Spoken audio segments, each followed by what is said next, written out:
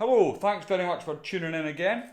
This week's reservoir pattern, or still water pattern should I say, is going to be a popper hopper. And the hook and device you see is a Hanak competition. It's a 270 barbless hook and it's a medium wire hook. And the thread we're going to be tying with today is the Vivis. It's an 8/0 thread and it's the E01 black. So first thing I'm going to do is get a bit of wax onto my thread. Just rub my fingers through it to take off the excess wax, and then I'm going to catch my thread in just a millimetre or so back from the eye of the hook. Just going to get rid of my waste. And the first thing we're going to do is we're going to create our post. Now, as August says bye-bye and September comes, these flies really do work well, and they represent many different types of insect that fall onto the water, and sometimes the flies just need a bit of work and the popper on the end can bring fish onto the fly. So I've just got a normal tube here that I've cut earlier, and I'm just going to trim it into a wedge-like shape.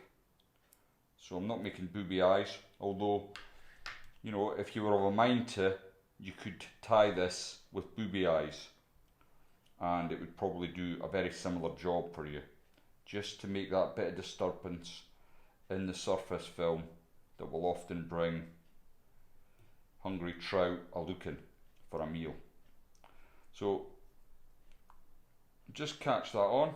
I'm going to do one turn in front, sorry, 2 turns in front, and then come behind. So I've got my post there and I'm fairly happy with that. And what I want to do is I'm going to just cut it at a slight angle. Don't need it to be that big, like so.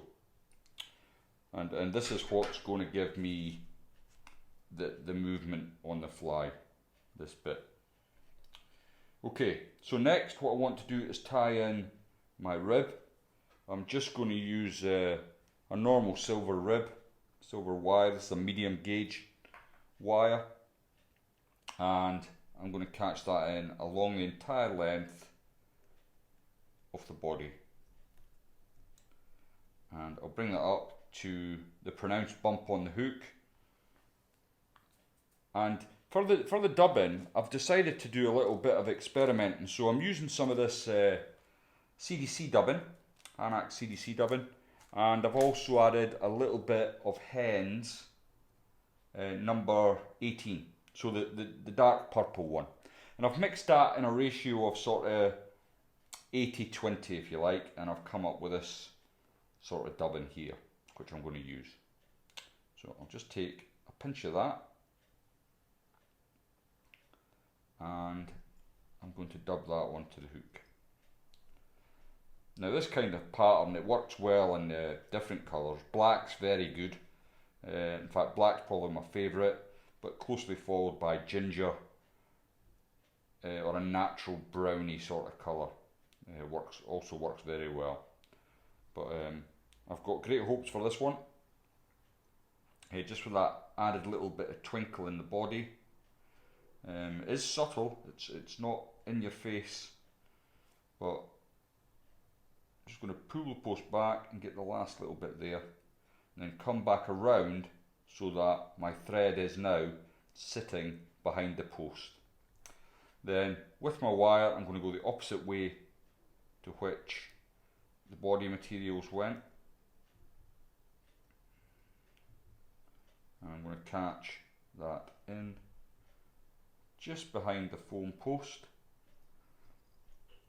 and I'll give that a couple of turns before bringing it in front of the post.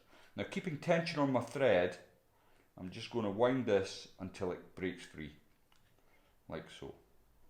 Okay, normally I would have pre-tied my legs, but I'm going to be lazy, and I bought one of these recently, first time ever I might add, but it's already pre-knotted for me. So you can see I've got, it's quite a nice black, well it's more like a bottle green actually, but it's a nice shade. Now I've seen various versions of the hopper with the legs tied along the top of the fly here, but I think that's more for anglers than fish. You know, the legs belong at the bottom. So what I'm going to do is invert my vise. I'm going to select 6 legs, and I don't want them sticking much beyond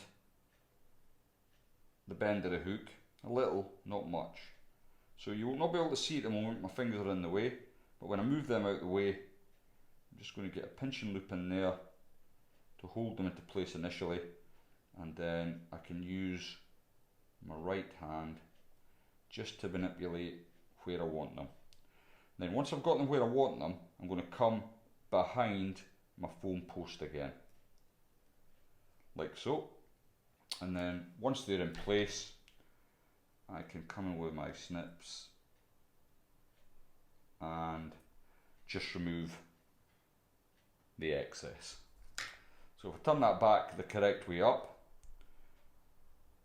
you'll notice that my legs are now where they should be on a fly, trailing into the water. And that's what fish expect to see. They don't want to see legs sprouting out the top of the fly. Well, they might do, but not on this one. So next I'm going to add a hackle. I'm just using this bit of cock cape here that I've got. I've already pre-selected a feather, and I've trimmed away a little bit of the fibre just here. Before I tie this in, I just want to add a little bit more wax to my thread to give it that bit of grip, and then I can catch that in initially behind the post, and then I'm going to come over and just catch the stem in at the front. It's on my side so you can't see it. If I turn it round, actually, you might be able to see. So I've caught the stem in not only at behind the post but also in front of the post, and that just helps when I'm winding it on. It will stop it coming loose. So next I'm going to come in with my hackle pliers, catch the end of the feather, and I'm going to wind that. And I like to do, for consistency, I do 5 turns. So that's 2, 3, 4, 5. And then on the last turn, I like to get everything back and just come to the front of the post. So once that's in place,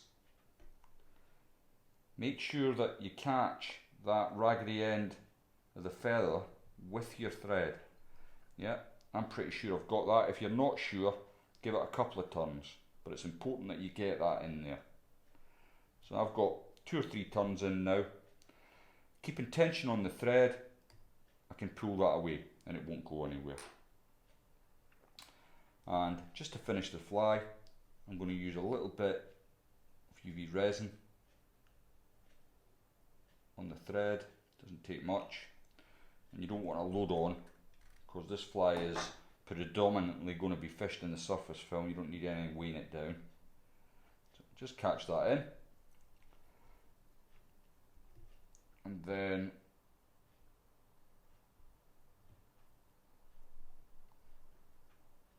before I trim it off, I'm just going to cure it.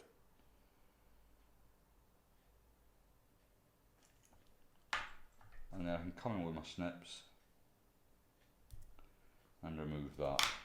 I've also caught a wee bit of the hackle there, but it's not too bad. So there we have it, the popper hopper. This is on a size 10, but the Hanak, it probably comes up a little bit small, so it's probably equivalent to a Kamazan size 12. And I like it in the smaller sizes, to be fair. Just give it a little tweak out. If you like, you can come in with your dubbing brush just to release some of the fibres in the body. And there you have a popper hopper. You can tie booby eyes on the front to if you're of a mind to, but I think this works just great for me. It's just the right amount of buoyancy. I hope that was of some use to you. Thanks very much for watching, and if you're enjoying what you're seeing, please like and subscribe to the channel. I'll see you next time. Pick them up. That's how to do it.